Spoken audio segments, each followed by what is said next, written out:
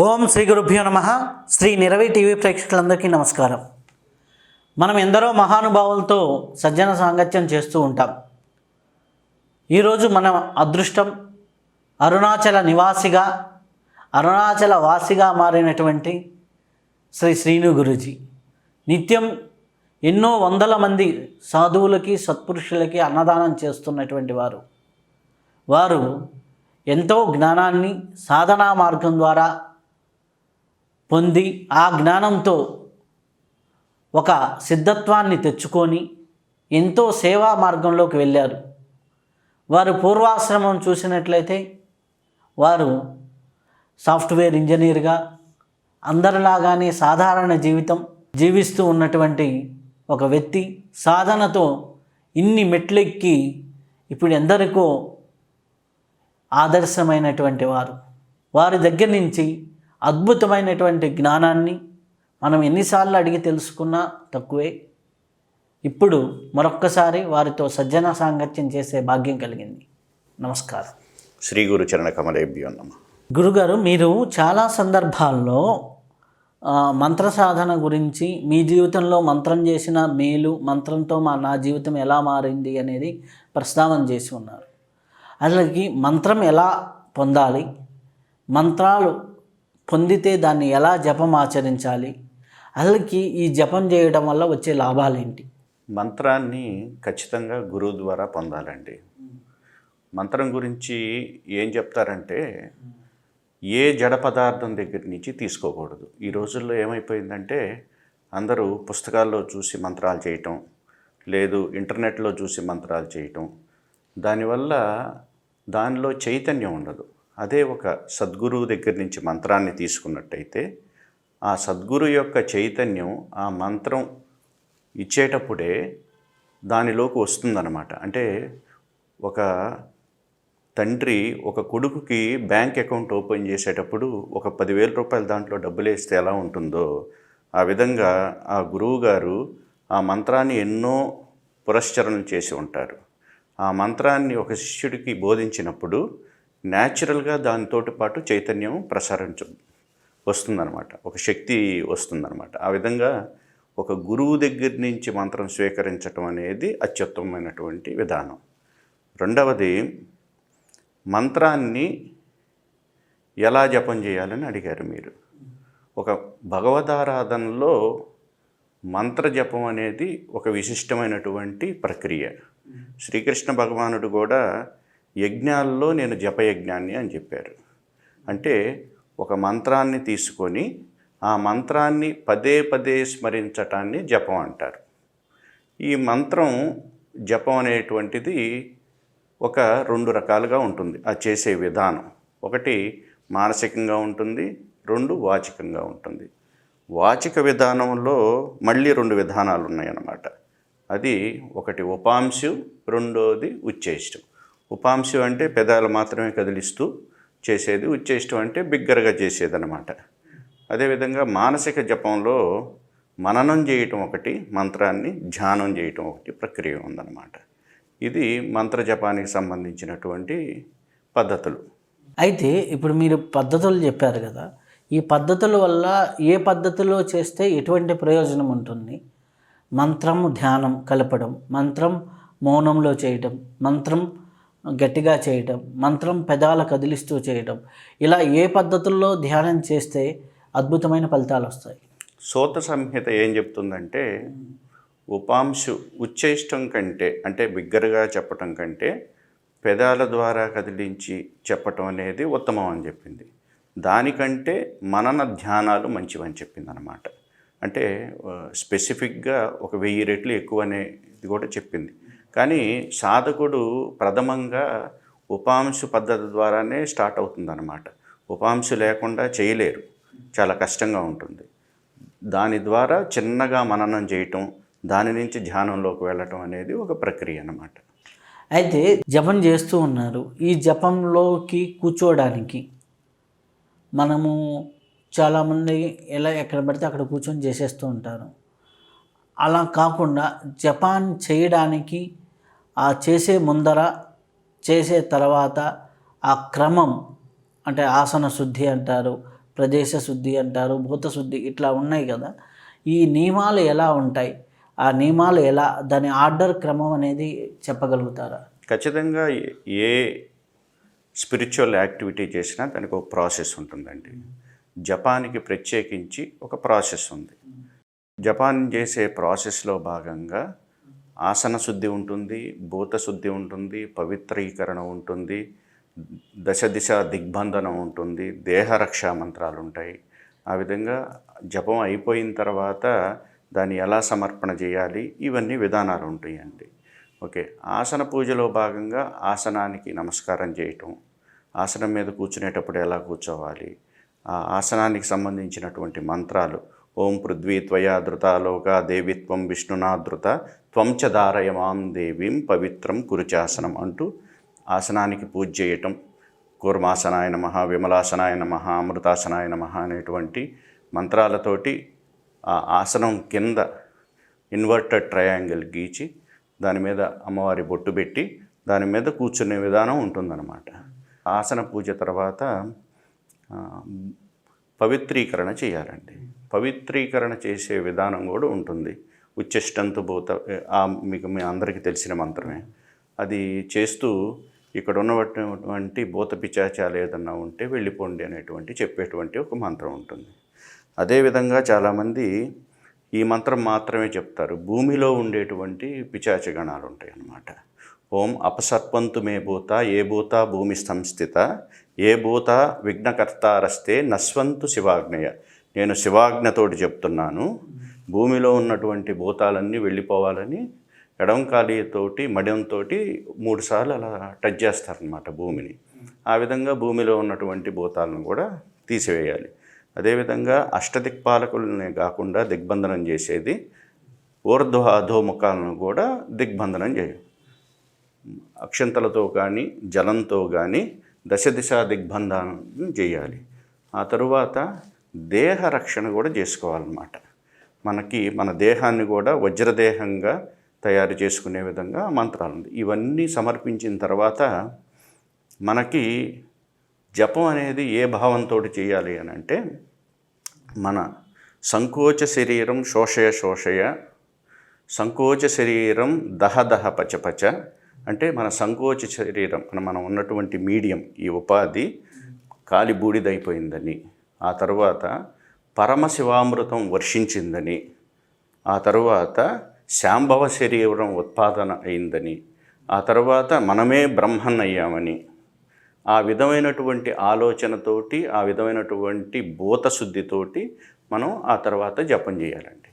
ఆ జపం చేసేదానికి ముందు మనం ఖచ్చితంగా గురుస్మరణ చేయాలి. గురుమంత్రం ఉంటే గురుమంత్రాన్ని చేసిన తర్వాత దేవతామంత్రం చేయాలి. ధ్యానం కంపల్సరీ చేయాలి. ఆ ధ్యానంలో విజువలైజేషన్ చేయాలి, ఆ దేవత ఎలా ఉంటారనేది ఆ ధ్యాన మంత్రం ప్రకారం. ఆ తర్వాత ఎండింగ్లో మళ్ళీ గురుమంత్రం చేయాలి. తర్వాత ఈ మంత్రాన్ని ఇచ్చినటువంటి గురువుకి, ఆ దేవతకి సమర్పణ చేయాలి. ఇది జపం చేసేటువంటి ప్రాసెస్. విమోచనం, దిగ్బంధనం, దిగ్విమోచనం చేయాలి, ఖచ్చితంగా న్యాసం చేయాలి. అది గురువుగారు చెప్పేదాన్ని ప్రకారంగా చేస్తారు. మీరు ఇప్పుడు జపం గురించి చెప్పారు.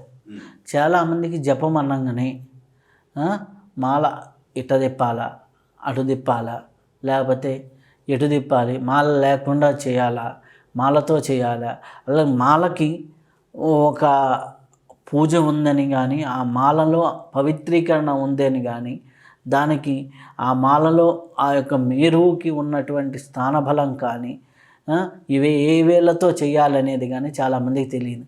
అది ఎలాగో చూపించగలరా? తప్పకుండా అండి. ఇప్పుడు నా దగ్గర ఇది గోముఖి ఉందండి. దీన్ని గోముఖి అంటారు. దీని లోపల మాల ఉంది. అందరికి అర్థమవడం కోసం బయటికే చూపించండి. చూపిస్తున్నాను. దీన్ని మేరు అంటారు. ఈ మేరు ఒక దేవత, మాలే దేవత. ఆ మాలని పూజించే క్రమంలో మేరుని పట్టుకొని మనం ఓం మాం మాలే మహామాయే సర్వమంత్ర స్వరూపిణి చతుర్వర్గస్థయి నెస్తస్తస్మాన్మే సిద్ధిదా భవ, ఈ మంత్రాన్ని చదువుకొని మాలకు పూజ చేసి తరువాత తర్జని తగలకూడదండి జపం చేసేటప్పుడు. తర్జని అంటే ఇండెక్స్ ఫింగర్ తగలకుండా. చాలామంది జపం ఎలా చేస్తారంటే ఇలా మధ్య వేలుని మీద పెట్టుకొని ఇలా తిప్పుతూ ఉంటారు. ఇలా మన వైపుకి జపం మన వైపుకి తిప్పుకోవాలి మాలని. ఇలా తిప్పుకునే క్రమంలో ఏదో 108 ఒక మాల 2 మాలలు చేసే పని అయితే ఇది బాగానే ఉంటుంది, కానీ ఆ తర్వాత ఈ వేలు పెయిన్ వస్తుంది. అవును, పెయిన్ వస్తుంది. అండ్ ఇది మోస్ట్లీ జారుతుంది. జారి పడిపోతుంది. అంటే దీనికి ఏది సెక్యూర్గా ఉండదన్నమాట.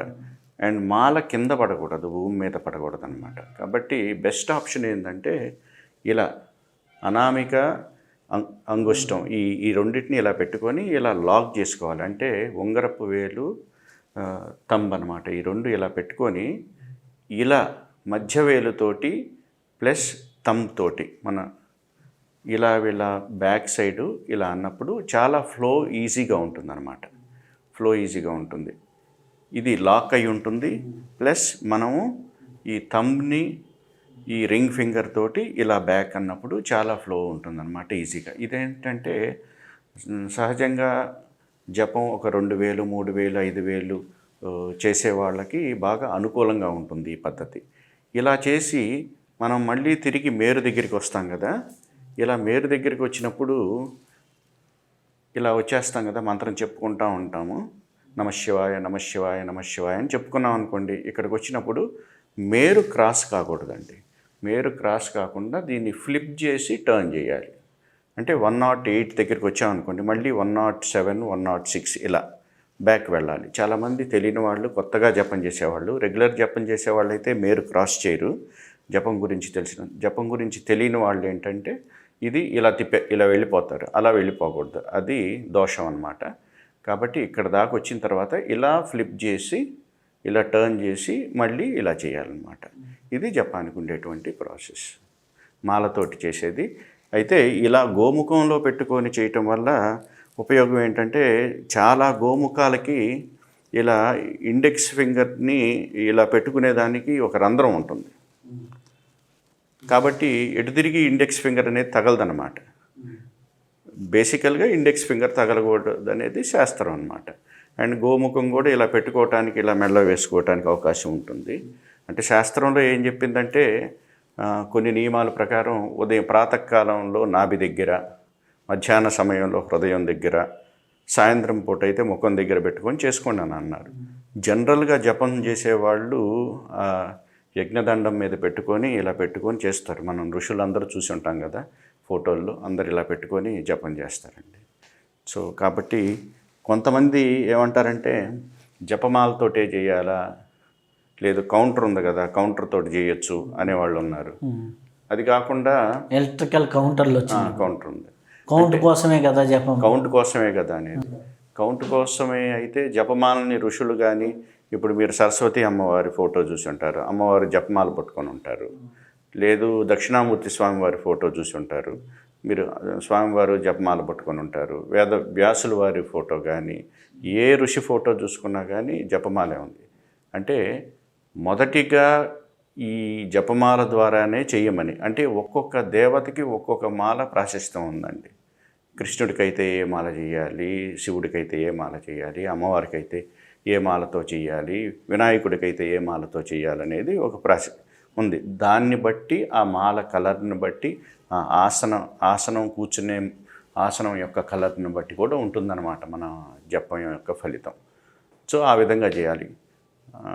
ఇంకొక క్వశ్చన్ ఏంటంటే, ఇప్పుడు నేను ఒక గంటకి 1000 జపం చేశానండి. సో నాకు గంటకి 1000 జపం అవుతుంది కాబట్టి నేను అలారం పెట్టుకుంటాను, కూర్చొని జపం చేసేస్తాను. సో దట్ నాకు 1000 అవుతుంది అనేది కొంతమంది భావన ఉంటుంది. అది కూడా రైట్ కాదని అనుకుంటాను అన్నమాట. ఆ జపం ఎప్పుడైతే మనం మాలని ఇలా పట్టుకున్నామో మనసు మంత్రం మీద లేదు, ఈ మాల మీదే ఉంటుంది. బేసిక్గా ఏంటంటే మనం లూజ్గా మైండ్ని వదిలేస్తే వేరియస్ థాట్స్ వస్తూ ఉంటాయి. ఈ థాట్స్ రిసీడ్ అయ్యి ఎయిదర్ మాల మీద కానీ ఆ మంత్రం మీద కానీ ఫోకస్ ఉండటం కోసం ఋషులు ఈ జపమాలను పెట్టారనేది కూడా నా ఆలోచన అండి. ఓకే, కాబట్టి ఖచ్చితంగా మనకి మేరు దగ్గరికి వచ్చేసరికి తిప్పాలని ఉంటుంది కదా. అంటే ఎక్కడికో పోయిన మనసుని మళ్ళీ దగ్గరికి తీసుకురావాలి మాల మీదకి. అదే ధ్యాన పద్ధతిలో చేసే జపానికి అది ఎక్కడికి విహరిస్తుందో తెలియదు. అయితే ఈ మిందనకు ఉన్నారు మీరు క్రాస్ కాకూడదు, మీరు క్రాస్ కాకూడదు అన్నారు. మీరు క్రాస్ అయితే వచ్చే నష్టం ఏంటి? మంత్ర నియమాల్లో వన్ ఆఫ్ ద నియమం ఏంటంటే ఇండెక్స్ ఫింగరు మాలకి తగలకూడదు. రెండవది ఏంటంటే మేరుని క్రాస్ చేయకూడదు. ఇవన్నీ ఋషి పరంపరగా వస్తున్నాయి, గురువుల నుంచి వచ్చినాయి అన్నమాట. దానికి వేరియస్ రీజన్స్, వేరియస్ అట్రిబ్యూట్స్. చాలామంది ఇండెక్స్ ఫింగర్ అంటే అహంకారానికి ప్రతీక, ఎవరినన్నా దూషించేటప్పుడు పాయింట్అవుట్ చేసేటప్పుడు ఇలా చూపిస్తున్నాం కాబట్టి ఇది తీసేయాలి, వర్జించాలి అనేటువంటిది ఒక వాదన. అది ఎంతవరకు కరెక్టో తెలియదు నాకు. ఓకే, జపాన్ని ఎందుకు మేరు దాటకూడదు అనే దానికి ప్రాబబ్లీ మనసుని కేంద్రీకరించడానికి, మళ్ళీ మనసుని లగ్నం చేయటానికి, మళ్ళీ తిరిగి తీసుకురావటానికి అందువల్ల ఋషులు అది పెట్టుంటారనేది నా ఆలోచన అండి. అయితే ఈ మంత్రం చేసేటప్పుడు మంత్రం మనకి ఒక రకంగా ఫలితంలోకి వచ్చింది, లేకపోతే మంత్రం నాకు అనుగ్రహించింది, లేకపోతే మంత్రంలో నేను ఒక మెట్టెక్కాను, ఇవన్నీ ఎప్పుడు అనిపిస్తాయి? సహజంగా మంత్రం ఒక కౌంట్ దాటాలండి. అంటే ప్రత్యేకించి ఒక మంత్రాన్ని గురువు దగ్గర స్వీకరించినప్పుడు ఆ గురువు చెప్తారు, 1,00,000 చేయండి, 1,25,000 చేయండి అనేది చెప్తారు. ఆ స్థితి దాటినప్పుడు, ఆ 1,00,000, 1,25,000 దాటినప్పుడు అది న్యాచురల్గా ఆ మంత్రం మనలో మార్పుని తీసుకొస్తుందండి. ఇది గురువుగారి దగ్గరికి వెళ్ళి మీరు కనుక్కోవాలన్నమాట.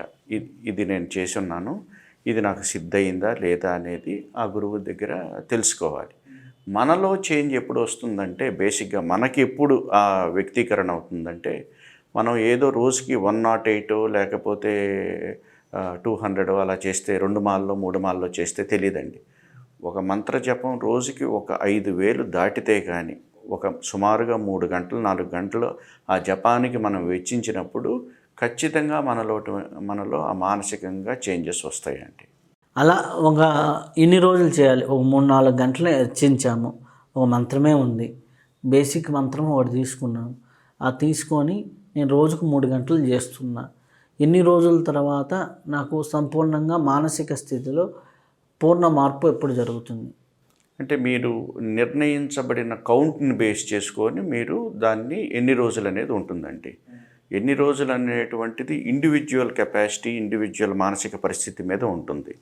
ఇప్పుడు 1,00,000 జపం చేయాలనుకోండి, 9 రోజుల్లో కంప్లీట్ చేస్తారా, 5 రోజుల్లో కంప్లీట్ చేస్తారా, 11 రోజుల్లో చేస్తారా, 21 రోజుల్లో చేస్తారా అనేది మీరు నిర్ణయించేది. దాన్ని డివైడెడ్ బై ఇన్ని రోజులతోటి ఎన్ని మాలలు చేయాలని మీరు ఒక సమయాన్ని, ఒక కౌంట్ని వెచ్చించుకుంటారు కదా.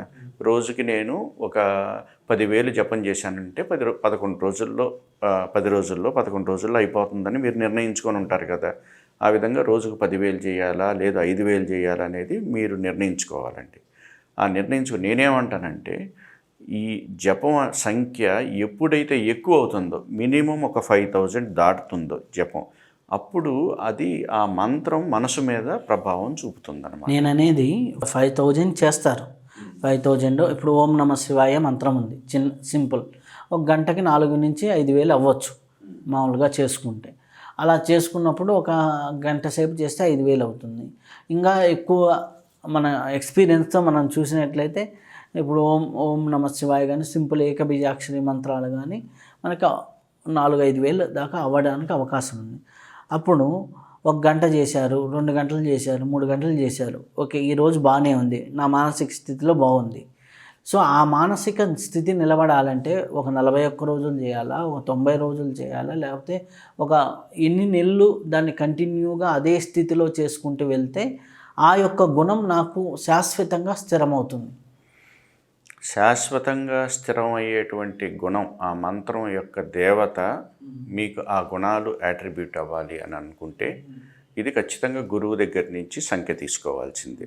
అక్షర లక్షలు చేయాలా, లేదు 1,00,000 చేయాలా, 1,25,000 చేయాలని మీరు గురువు దగ్గర నుంచే తీసుకోవాలండి.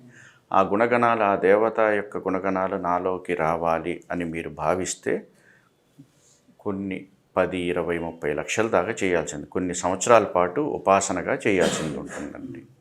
అంటే అదేదో 1 లక్ష చేస్తేనే రావు. మోరోవర్ అది మీరు పూర్వజన్మలో ఎంతవరకు చేస్తున్నారనే దాన్ని బేస్ చేసుకొని ఉంటుంది. అది వ్యక్తికి ఒక డిఫరెంట్ సిట్యువేషన్ ఉంటుంది. అది మనం ప్రత్యేకించి ఇలానే జరుగుతుందని మనం ఈ సాధన విధానాల్లో చెప్పలేమన్నమాట. అయితే కొంతమంది నేను కొన్ని మంత్రాలు ఉన్నాయి, మంత్రాల్లో డిఫరెంట్ రకాలు ఉంటాయి. ఉగ్ర మంత్రాలని, సాత్విక మంత్రాలని. ఇవి చేసేటప్పుడు కొంతమందికి బాగా నాకు చేస్తూ ఉన్నాను, మంత్రం చేస్తూ ఉన్నాను, కొంతకాలం బాగానే ఉంది, ఆ తర్వాత ఒక నిశ్చల స్థితి వచ్చింది, తెలియని ఒక వైరాగ్య స్థితి వచ్చింది, ఇట్లా చెబుతూ ఉంటాను. అంటే వాళ్ళకి ఏ పని చేయాలనిపించకపోవడం, లేకపోతే కళ్ళు మూసుకొని ఉండాలనుకోవడం, అటువంటి స్థితులు ఎందుకు వస్తున్నాయి? మంత్రం మనసు మీద ప్రభావం చూపుతుందండి. మంత్రం చేసేటప్పుడు ఏమవుతుంది, ఆ దేవత యొక్క చైతన్యం మనలోకి నిగిడీకృతం అవుతుందన్నమాట. ఆ దేవత శక్తి మనలోకి వచ్చినప్పుడు ఆ దేవత యొక్క యాట్రిబ్యూట్స్ కూడా మనలోకి యాడ్ అవుతాయి అన్నమాట. ఆ విధంగా ఆ దేవత యొక్క క్వాలిటీస్ మనలో ఇంబైబ్ చేసుకున్నప్పుడు మనము మానసికంగా ప్రశాంతంగా ఉండటం, వైరాగ్య స్థితి, మోక్షం కావాలనుకొని ఒక మంత్రం చేశారనుకోండి ఓంకారంతో, న్యాచురల్గా వైరాగ్యం వచ్చేస్తుంది. ఇప్పుడు చాలామంది తెలిసి తెలియకుండా విచిత్ర మంత్రాలు ఇస్తూ ఉంటారు. అవి శాస్త్రంలో ఉన్నాయో లేవో తెలియదు. నా దగ్గరికి మొన్న ఒకరు వచ్చారు, ఎవరో ఇచ్చారనేసి వస్తే అతను మామూలుగా, అంటే ఇది జరిగిన విషయం చెబుతున్నా, మామూలుగా చాలా మంచి సద్బ్రాహ్మణుడు, మంచి అనుష్ఠానంలో ఉన్న వ్యక్తి. అతనికి ఎవరో ఒక గురువుగారని మంత్రం ఇచ్చారు. ఆ మంత్రం ఇచ్చిన ఆయన ఏదో హిమాలయ యోగి అని తీసుకున్నాడు. తీసుకున్నప్పటి నుంచి ఈయనలో విపరీతమైన కోరికలు, అరిషడ్వర్గాలు ట్రిగ్గర్ అవ్వటం మొదలైంది. ఆ మంత్రంలో ఉన్న బీజాక్షరాలు మా హిమాలయ అని ఏదో పెట్టించాడు. పెట్టించిన తర్వాత అవి అటు ఇటు ఛందస్సు కానీ, దానికి అంగన్యాస కరన్యాసాలు కానీ ఏమి ఇవ్వాల. ఈయన చేశాడు ఒక యోగి అని. అటువంటి జరుగుతున్నప్పుడు కాల పరిస్థితుల్లో ఎవరో ఇచ్చేస్తున్నారు. అటువంటి జరిగినప్పుడు వీళ్ళు శిష్యులు తీసుకోకుండా ఉండాలా? తీసుకొని చేసేటప్పుడు నాకు ఇది మంత్రం కరెక్టా కాదా అని ఎట్లా చెక్ చేసుకోవాలి? ఎలా దాన్ని చేసినప్పుడు సరైన మార్గంలో ఉందా లేదా అనేసి ఎలా అర్థమవుతుంది? మొదటిగా ఒక సద్గురువుని అప్రోచ్ అవ్వాలండి. ఆ గురువు క్యాపబుల్లా, ఏబుల్ గురువా కాదా అనేది తెలుసుకోవాలి. దానికే ఎక్కువ ప్రయత్నం చేయాలి. ఆ గురువు దగ్గరికి వెళ్ళి ఆ మంత్రాన్ని గ్రహించాలి. ఆ మంత్రాన్ని జనరల్గా మంత్రాన్ని చేయటానికి ఒక పద్ధతి ఉందండి, అరవణ పద్ధతి అని అంటారు. దాంట్లో అకదహ చక్రం అని ఉంటుంది. దాంట్లో సిద్ధి, సాధ్యం, సుసాధ్యం, అరి, సిద్ధి, సాధ్యం, సుసాధ్యం, అరి అని ఒక కేటగిరీస్ ఉంటాయి. మనం పేరులో మొదటి అక్షరాన్ని బట్టి, ఆ మంత్రంలో ఉన్న మొదటి అక్షరాన్ని బట్టి ఇది సిద్ధ్య, సాధ్యమా, సుసాధ్యమా, అరియా, ఏ కేటగిరీలో పడుతుందని ఉంటుంది. అరిలో పడింది అనుకోండి, అది నెగిటివ్ ఎఫెక్ట్స్ ఇస్తుందన్నమాట. సో ఇదంతా తెలిసిన వారెవరు? ఒక గురువు, సద్గురువుకు తెలుస్తుంది. వారి నోట్లోంచి మన పేరు అడుగుతారు మంత్రం స్వీకరణ జరిగేటప్పుడు. వారు మన పేరు ఇమీడియట్గా వాళ్ళు క్యాలిక్యులేట్ చేసుకొని దానికి తగ్గ మంత్రాన్ని మనకిస్తారు.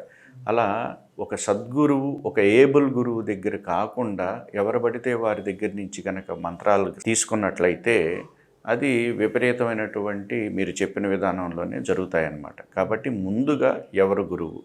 ఇప్పుడు మా గురువు గారు ఉన్నారు, బ్రహ్మర్షి అనిల్ గురూజీ గారు. వారి దగ్గరికి కొన్ని వేల మంది, లక్షల మంది వచ్చి మంత్రస్వీకారం చేస్తూ ఉంటారు. ఇటువంటి సిట్యువేషన్ నాకు తెలిసి నేను ఇన్ని సంవత్సరాల్లో ఒక్కరి దగ్గర కూడా చూడలేదన్నమాట. అంటే నాకు జనరల్గా ఆస్ట్రాలజికల్ కదా, ఇంతమంది గురువుల్ని ఇంటర్వ్యూ చేసినప్పుడు ఆటోమేటిక్గా ఈయన దగ్గరికి వెళ్తే ఏదో ఒకటి సొల్యూషన్. ఆ తర్వాత మన సంత సదానంద బాబా గారు ఉన్నారు కదా హిమన్, అంటే ఆయన మంత్రాన్ని చూసి చేసిన వాళ్ళు, అంటే బీజాక్షరాలు పెట్టిన వాళ్ళు, అంటే ఆయన తప్పు అనకుండా ఒక బీజాక్షరాన్ని సరి చేశాడు. బాబా గారి గురించి నాకు కూడా తెలుసు. ఆయన హిమాలయ యోగి, 108 years గురూజీ. ఆయన మనకి ఆశ్రమానికి కూడా వచ్చారు, తిరువన్నామలై కూడా నాకు బాగా పరిచయం ఉంది. వారికి ఆ యోగ్యత ఉంది కాబట్టి వారి మార్చి ఇవ్వగలిగిన శక్తి ఉంది. వారు ఎన్నో సంవత్సరాలు తపస్సు చేసి ఉన్నారు. కాబట్టి అట్లా యోగ్యులైనటువంటి గురువులు అది చేయగలుగుతారండి. అదేవిధంగా మా గురువు గారు ఉన్నారు, అనిల్ గురూజీ గారు, వారు కూడా అలా చేయగలుగుతారు. అలాంటి యోగ్యమైనటువంటి గురువుల దగ్గరికి వెళ్ళి తీసుకోవటం ఏ ఇబ్బంది ఉండదు. అలా కాకుండా బయట తీసుకునే పని అయితే, అంటే కొంతమంది ఇంటర్నెట్లో తీసుకుంటారు, పుస్తకాల్లో చూస్తారు, ఎవరో చెప్పారని తీసుకుంటారు. అటువంటప్పుడు ఖచ్చితంగా అరవణ పాటించి అకదహ చక్రం ద్వారా వారికి అది సిద్ధిలో ఉంటుందా, సాధ్యంలో ఉంటుందా, సుసాధ్యంలో ఉంటుందా, అరిమంత్రాలు వర్జించమని శాస్త్రం చెప్పిందనమాట. ఆ అరిమంత్రాలు వర్జిస్తే ఈ మ్యాలిఫిక్ ఎఫెక్ట్స్ లేకుండా ఉంటాయి అన్నమాట. అయితే సాధన చేసేటప్పుడు సాధకుడు మంత్రజపం చేస్తున్నా, ఒక కుటుంబ జీవితంలో ఉన్నాం, బయట ఎంతోమందిని కలవాల్సి వస్తుంది, సంసార జీవితంలో ఉండాల్సి వస్తుంది. వాడు మంత్రం పట్టుకొని నేను మంత్రం చేస్తున్నాను ఇవన్నీ చేయను అంటే కుదరదు. వాడు నిత్య జీవితంలో సాధన చేసేవాళ్ళు ఒక ఉద్యోగం, ఒక వ్యాపారం ఎటువంటి నియమాలతో చేయాలి? సాధనా మార్గంలో నియమాలు కంపల్సరీగా ఉంటాయండి.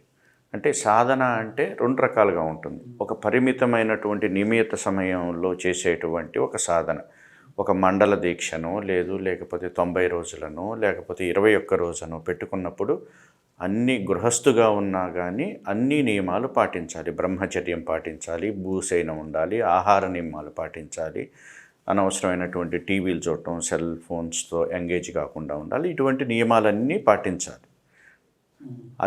అలా కాకుండా ఒక అనుష్ఠానంగా జీవిత పర్యంతం చేసేటువంటి సాధనలు కొన్ని ఉంటాయి. ఒక 10 సంవత్సరాల పాటు ఒక మహావిద్య సాధన చేస్తున్నారు అనుకోండి, అతను గృహస్థుగా ఉన్నాడు అనుకోండి, అప్పుడు నియమాలు తక్కువగా ఉంటాయి అన్నమాట. అతను బ్రహ్మచర్యం పాటించాల్సిన అవసరం ఉండదు. అలా ఉంటాయి అన్నమాట. మొన్న ఒకరు దంపతులు వచ్చారు నా దగ్గరికి జ్యోతిష్యానికి. అతను భర్తగా ఉన్నారు, ఆయన ఏదో ఆధ్యాత్మిక చింతనలో ఉన్నాడు, సహజ కొద్దిగా వైరాగ్య స్థితిలో ఉన్నాడు. ఆయన ఏదో జపం చేస్తున్నానని, ఏదో చేసి అంటే సాధనలో ఉన్నానని భార్యని దూరంగా పెట్టడం, ఈయన ఏదో ఓ నెల రోజులు అటు వెళ్ళటమో ఇటు వెళ్ళటమో చేయటం, ఏదో వ్యాపారం ఉంది, జీవనానికి ఇబ్బంది లేదు. కానీ ఇట్లాంటి కొన్ని కేసెస్ వస్తాయి విచిత్రంగా. భర్త ఆధ్యాత్మిక సాధనలో ఉంటారు కేవలం, భార్య ఉండదు. ఈమెకుండే మోహాలు, ఈమెకుండే భౌతిక మోహాలు ఉంటాయి. లేదా కొన్ని సందర్భాల్లో భార్య సాధనలో ఉండి ప్రతిరోజు ఈ వ్రతమని, ఆ వ్రతం, శుక్రవారం వ్రతమని, మంగళవారం వ్రతమని ఇట్లా చేస్తుంటుంది. ఇట్లాంటి పరిస్థితుల్లో ఈ ఇంబ్యాలెన్సెస్ ఉన్నటువంటి దంపతులు ఎవరైతే ఉన్నారో వాళ్ళకి సాధన ఏ లెవెల్లో ఎక్కడ ఎలా సరి చేసుకుంటే మంచిది? మొదటిగా వారి మధ్య ఫ్రీక్వెన్సీ డెవలప్ అవటానికి సాధన చేసుకోవాలండి. అంటే ఈ జప సాధనలో లౌకికమైనటువంటి సమస్యలకు కూడా ఋషులు ఎన్నో మంత్రాలు ఇచ్చారు. ఆ భార్యాభర్తల మధ్య అన్యోన్యత, వారి మానసికంగా ఇద్దరు ఒకే ఆలోచన విధానంలో ఉండాలి అని అనుకునే వారికి కూడా సాధనలు ఉన్నాయన్నమాట. అటువంటి సాధన చేసుకున్న తర్వాత ఇద్దరూ ఒకే త్రాటిపై వెళ్తారనమాట. అటువంటిది ఒక సద్గురువు దగ్గరికి వెళ్ళి ఆ మంత్రాన్ని తీసుకొని వారిద్దరూ జపించగలిగితే భర్త చెప్పేది భార్యకు అర్థమవుతుంది, భార్య చెప్పేది భర్తకు అర్థమవుతుంది. ఇద్దరూ ఒకే త్రాటిపై ఉండి ఒకే యాక్టివిటీ చేయగలుగుతారు. అప్పుడు అన్యోన్యంగా ఉండగలుగుతారు. ఇప్పుడు భర్తకి మంత్రం మీదే దృష్టి లేదు, భార్యకి మాత్రమే ఉంటుంది. అప్పుడు ఇద్దరు ఎక్కడ చేస్తారు? భార్య ఒక్కటి చేసి భర్తను ఎట్లా మార్చుకోవాలి? మార్చుకునే విధానాలు ఉన్నాయి. కేవలం భార్య కూడా సాధన చేసి ఆ భర్తని తన దారికి తెచ్చుకునేటువంటి మార్గాలు ఆ గురువు ద్వారా తెలుసుకోవాలి. అయితే ఇప్పుడు కొంతమంది కుటుంబంలో ఉంటారు, విచిత్రంగా ఉంటారు. అంటే ఇప్పుడు ఎట్లా అంటే భర్త భార్య మాటలు వినరు, లేకపోతే తల్లిదండ్రుల మాట బిడ్డలు వింటం లేదు. దీనికి మార్చుకోవడానికి, బిడ్డల్ని మార్చుకోవడానికో లేకపోతే భర్తను మార్చుకోవడానికో మంత్రాలు ఉన్నాయా? జపానికి జపై నైవంతి సిద్ధ్యంతే అని ఉందండి. అండ్ సాధనాత్ సాధ్యతే సర్వం. జప సాధన వల్ల ఒక గురువు దగ్గరికి వెళ్ళి ఒక మంత్రాన్ని స్వీకరించి మనం సాధన ద్వారా ఇది మనకి జరగదు, సాధించలేము అనేటువంటిది ఏదీ లేదండి. మీరు చెప్పినటువంటి ఈ అననుకూలంగా ఉన్నటువంటి మెంటల్ ఫ్రీక్వెన్సీస్ కానీ, లేదు లౌకికమైనటువంటి ఆర్థికపరమైనటువంటి, ఆరోగ్యపరమైనటువంటి, ఆధ్యాత్మికంగా వృద్ధి కావాలన్నా, ఆరోగ్యం కావాలన్నా, డబ్బులు రావాలన్నా, ఉద్యోగం రావాలన్నా, లేదు పెళ్ళి కావాలన్నా, లేదు సంతానం కావాలన్నా, ప్రతి దానికి ఋషులు ఇచ్చినటువంటి మంత్రాలు ఉన్నాయండి. ఆ మంత్ర సాధన ద్వారా వాటిని మనం సాధించుకోవచ్చు. అయితే ఇప్పుడు మంత్ర సాధనలో మనం వెళ్తూ ఉన్నాం. చాలామంది ఇప్పుడు ఈ ఇంటర్నెట్ల ద్వారా వీటి ద్వారా మంత్రాలు తీసుకొని చేస్తూ ఉన్నారు. వాళ్ళకు కూడా కొన్ని పారాయణ ఫలితమో ఎంతో కొంత ఫలితం అయితే చూస్తూ ఉన్నారు. అయితే కొంతమంది చూస్తున్నారు, కొంతమంది చూడలేకపోతున్నారు. దానికి ఏంది గురువు లేకపోవడమా? అంటే నేనైతే సజెస్ట్ చేయనండి ఇంటర్నెట్లో మంత్రాలు తీసుకొని చేయటం అనేది. ఎందుకంటే నాకున్న ఎక్స్పీరియన్సెస్లో నా శిష్యులకు కానీ, నా స్టూడెంట్స్ కానీ, గతంలో నేను ఒక 10 సంవత్సరాల క్రితం ఆన్లైన్లో నేను క్లాసెస్ చెప్పేటప్పుడు నాకు తెలిసిన వన్ ఆఫ్ ద స్టూడెంట్ సింగపూర్లో ఉండేవాళ్ళు అనమాట. ఆవిడ ఇంటర్నెట్లో నవావరణ మంత్రం తీసుకొని ఒకేసారి 3 గంటలు కూర్చొని జపం చేశారు. చేస్తే ఆవిడకి ఫిట్స్ వచ్చినాయి. లైఫ్లో ఫస్ట్ టైం అనమాట. ఆవిడకి ఏదో 30-35 ఏళ్ళు ఉంటాయి అన్నమాట. సో అందుకనే ఇంటర్నెట్లో నుంచి తీసుకునేది వర్జించాలి. ఇంటర్నెట్లో నుంచో పుస్తకాల్లో నుంచి అచ్చు తప్పులు ఉంటాయి. ఫస్ట్ అది కరెక్ట్గా ఉంటుందా లేదా అనేది తెలియదు అనమాట. అది ఆ మంత్రం ఆ వ్యక్తికి సూట్ అవుతుందా లేదా అనేది కూడా తెలియాలి. ప్లస్ పూర్వజన్మలో ఏ మంత్రం చేసి ఉన్నారో తెలియదు. అది ఒక ఉత్తమమైనటువంటి సద్గురువు దగ్గరికి వెళ్ళినప్పుడు వాళ్ళకి తెలుస్తుంది ఏం చేస్తే బాగుంటుంది అనేది. లేదు రెమిడియల్ పరంగా చేసుకోవాలి అని అనుకున్నప్పుడు ఆ రెమిడీ పరంగా సపోజ్ సంతానం కావాలి, లేదు వివాహం కావాలి, దానికి తగ్గ మంత్రాలు ఇస్తారనమాట. ఆ గురువు దగ్గరికి వెళ్తే ఇస్తారు. ఆ గురువు దగ్గర ఏదైనా గురువుని ఆశ్రయించకుండా ఇంటర్నెట్లో తీసుకోవటం అనేది అంత మంచి పద్ధతి కాదని నా భావన. ఇప్పుడు మీరు అన్నారు మనకి ఇంటర్నెట్లో ఓన్గా చూసి సెలెక్ట్ చేయడం అనేది. అదే ఇంటర్నెట్ మాధ్యమం ద్వారానో, ఫోన్ మాధ్యమం ద్వారానో, ఇప్పుడు ఎక్కడో విదేశాల్లో అమెరికాలోనో సింగపూర్లోనో ఇట్లాంటి పరిస్థితుల్లో ఉన్నప్పుడు ఇక్కడ గురువు కూర్చొని వారిని దృష్టిలో ఉంచుకొని వీడియో కాల్ ద్వారా మంత్రం ఇస్తే అది ఫలిస్తుంది. ఖచ్చితంగా ఫలిస్తుంది. గురువు నోటి నుంచి ఎక్కడి నుంచి వచ్చినా కానీ అది ఇండియాలో ఉన్న గురువు అమెరికాలో ఉన్న వారికి ఫోన్ ద్వారా ఇచ్చినా కానీ ఫలిస్తుంది. ఆ శబ్ద తరంగమే కదా ముఖ్యం, ఆ వైబ్రేషన్. ఇప్పుడు కొంతమంది గురువులు కొన్ని మంత్రాలు వాళ్ళ కాలగతిలో కలిసిపోయిన గురువులు, సిద్ధ గురువులు కొంతమంది వారు రికార్డ్ చేసిన మంత్రాలు ఉంటాయి. లైక్ సిద్ధమంగళ స్తోత్రం లాంటి ఇటువంటి అవి విని నేర్చుకోవడం వల్ల కూడా ఫలితాలు వస్తాయి. విని నేర్చుకోవడం వల్ల కూడా ఫలితాలు ఉంటాయండి. ఫలితాలు ఉంటాయి.